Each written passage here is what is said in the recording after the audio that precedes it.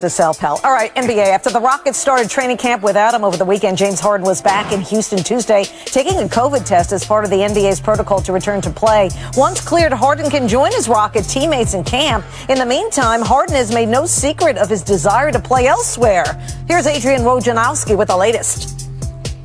The kind of contenders that James Harden wants to go to, places that you have a chance to win a championship in, presumably big markets, big cities. There are very few who have the assets, who have the great young player, who have the draft picks to put a package together for the Rockets. And that's why Brooklyn, Philadelphia, there are avenues for those two organizations to put packages together. But right now, Philadelphia specifically, Daryl Morey has no intention of trading Joel Embiid or Ben Simmons. And that makes it hard to put a package together that would be able to acquire James Harden. They've had no substantive talks, I'm told. James Harden has made the playoffs in each of his 11 seasons. That's the second longest active streak in the NBA, behind Kyle Korver. But he hasn't been able to win the whole thing. He's also just one of three players in his... I need to build the trust with everybody on the team. So we'll build that when he gets here. Joined once again by Adrian Wojnarowski. And Woj, as you're reporting that James Harden had showed up, was tested. And I guess my first question here is real simple. He wasn't there, and now he is. So what changed? Well, he decided, listen, he was in Atlanta at little baby's birthday party. It appears he was in Vegas at clubs there, and then decided to work his way back to Houston. But listen, at heart, James Harden does love to play basketball. Ultimately, I think it's difficult to keep him away from that, even if he's sending a message to the organization that he was in no rush to get there. He wasn't going to make Stephen Silas's first days as head coach easy, that he wants a trade, but it appears he is moving toward showing up for practice and starting to become a part of this team again. Hey, who hasn't missed some work when you're in Vegas and at rappers' birthday parties? I mean, I know that we couldn't find you for weeks. Where the hell's Woj? He's with Lil Baby in Atlanta.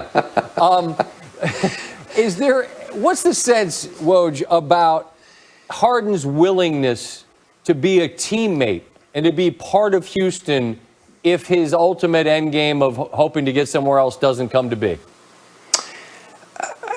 Here's the thing, Scott, with James Harden in Houston is he has gotten virtually everything he's asked for in his time there. Everything was designed around him. And so he's always been able to get what he wants with that Rockets organization. And now all of a sudden, Scott, he's not getting what he wants, at least here in the short term, which is a trade out of Houston. He's got 2 years left on his deal.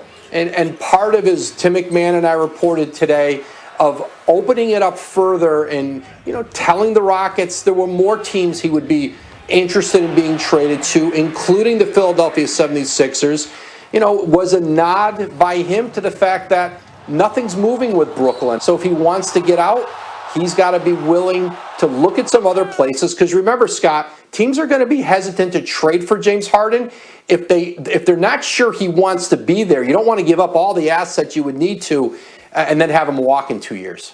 Yeah, and I'd be real hesitant to give him everything he wanted when the last organization just gave him everything he wanted, and he still said he wanted to leave. I get that they've got all the power, but that's brutal, man. If you're Houston, what the hell do you do? They bring in John Wall with 3 years, $100 million plus left on that contract, having not played in 2 years. There's great risk with that. They have moved teammates in and out with him. They have had success there, Scott. Now, they didn't win the ultimate. They didn't get to the finals, and I think James Harden feels like he's gone as far as he can with that Houston organization and wants a trade. But, Rafael Stone, their new GM, he's in a tough spot here. But I think the one thing the Rockets are trying to do is slow play this, to not be in a rush to do a deal, because what they can't do is a bad deal. They do have time on their side. But back to your original question, how difficult is James Harden going to make life there for the Rockets in the interim?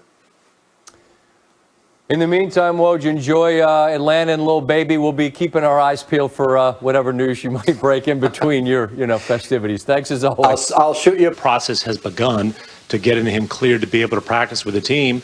And, the Rockets all along anticipated that this would happen at some point. Of course, they thought he'd be there for the start of camp, and they thought he'd be there yesterday. Imagine that. A couple days late, little Vegas vacation. Hey, little Vegas vacation. In some ways, it's, quote, James being James, but obviously, with the situation of him having requested to be traded, it is different than some of his previous Vegas vacations, his annual post-All-Star stop in Vegas and miss a practice situations. And I always like to point out for the people watching that, quote, holdouts, they don't work in the NBA. They don't work the way they would in the NFL. An NFL player can hold out and the clock on his contract continues. He's just not getting paid. In the NBA, the clock on your contract doesn't start until you report. So holding out doesn't do anything for a guy because it just pushes his attachment to the team that he might be holding out from for even longer. He can ask for a trade, though, and you reported the addition, Tim, of the Sixers to Harden's list of trade targets. What is the Rockets' reaction to this, especially since the man that they would be dealing with to make this trade would be Daryl Morey, who told them that he wanted to take a year or so off from basketball. They let him out of his contract, and a week later it turned out that he wanted to take what you have called it a gap week instead of a gap year, and showed up in Philadelphia. Yeah, and look, is it maybe awkward if they get into serious discussions? Sure. To be clear, to this point, there have not been any real significant discussions between the Rockets and Sixers. And what Harden has said is, look, Brooklyn is still his preference.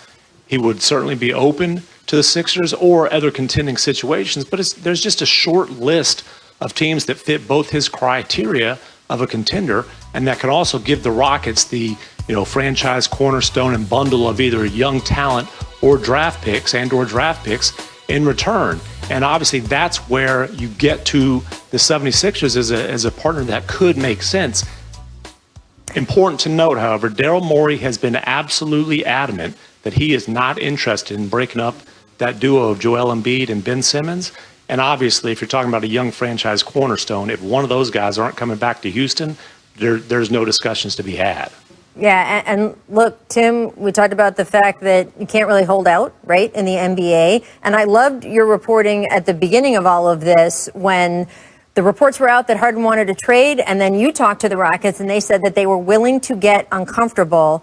What kind of message do you think James Harden has been trying to send these past few days about how uncomfortable this might actually get in terms of what they ask for or wish for?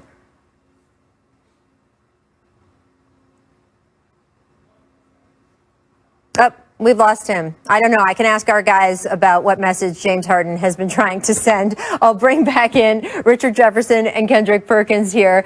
Guys, as I said to Tim and started to talk about, he said, hey, the Rockets said, hey, we're willing to get uncomfortable. There was a reporting date for the Rockets, and James Harden was first in Atlanta with Lil Baby, and then he was reportedly in Las Vegas. What message do you think that he's been trying to send? I think that James Harden is okay with being uncomfortable also. I think that's the message. He's like, yo, that's fine. You guys can be uncomfortable. I'm okay with making this uncomfortable. Now, this is the thing. Is there a level of professionalism that you want all players to have? Yes, but I think James, if he's behaving like this, then you have to believe that he has communicated to them that he does not really want to show up to camp, that he would prefer to be traded before camp starts. And so if they didn't take that in and they're saying, listen, you're under contract, you have to show up, then he's like, okay, well, I'm going to show up on my own time. And this can continue to get uglier on both sides, not just on his side. So hopefully they can come up with some sort of agreement. Well, it's interesting, RJ, that you brought up that James Harden and the Rockets have communication. It's a lack of communication that was going on. And it started from the top of the hiring of the GM and the hiring of Steve Silas. From my understanding, it didn't get the approval from James Harden. But with that being said, you still have to show up to work. And I think James is at fault, not for requesting a trade or wanting a different scenery, but for him not showing up to work. Like, this is your job. You get paid to do it. always look back on the Anthony Davis situation. And Anthony Davis, although he wanted out and wanted to go to LA, he still showed up to work every day. And also, this is a learning situation for Tillman Fertitta also, that you have to have great communication with your franchise guys moving forward, especially when Daryl Morey left the organization. So right now it's just a big mess down here in Houston. I don't know how the locker room could accept all this right now, but let's see how it goes. I see Stephen Silas is doing a great job, by the way, of handling all this. Absolutely. Who would you guys say has the leverage right now in this situation? Because James still has 2 years left on his deal. But as we've seen, it can be disruptive if a player doesn't want to be somewhere. What do you think, Richard? I don't think anyone wins in these type of battles. I don't think anyone wins. I think James Harden obviously, gets affected in the public perception. Again, there was already a public perception about, his partying and stuff like that. I'm not going to say that this man isn't a professional and didn't approach, we know he's one of the best players probably to ever walk the face of this planet. But when you're out doing that, when training camp is supposed to start, then that just adds to the public perception. And that actually generates money, whether you're talking about shoe sales, whether you're talking about further contracts. And so I think with the Houston Rockets, they have a little bit of leverage, like, hey, we're going to make you show up. But what message does that send to future free agents if you're unhappy? So this is one of those things that everyone loses in this situation. And it's best if you can't sit down, if Tim can't sit down and have a conversation with James Harden. And if they can't leave that meeting with an idea that he's going to start and see how this goes, then they have to have the conversation about how you can move on from him and try and get your team as much assets as possible. Right. And Rachel, to answer your question, who has all the leverage? All the teams that's going to be calling in has the leverage. Because if I'm Philly or I'm the Brooklyn Nets, guess what? The package that I would have presented 3 weeks ago, I'm not forced to present that package now because of how James Harden has carried and handled this situation by not reporting. He's almost forcing his hand, which is going to force the Rockets. And so now they're going to have to be forced to take anything. With 3 weeks ago, they probably could have got back a Ben Simmons or something to that nature with some picks. But if I'm Daryl Morey, for example, and I'm the Philadelphia 76ers, I'm holding tight. I'm offering them a package, but it ain't including Ben Simmons.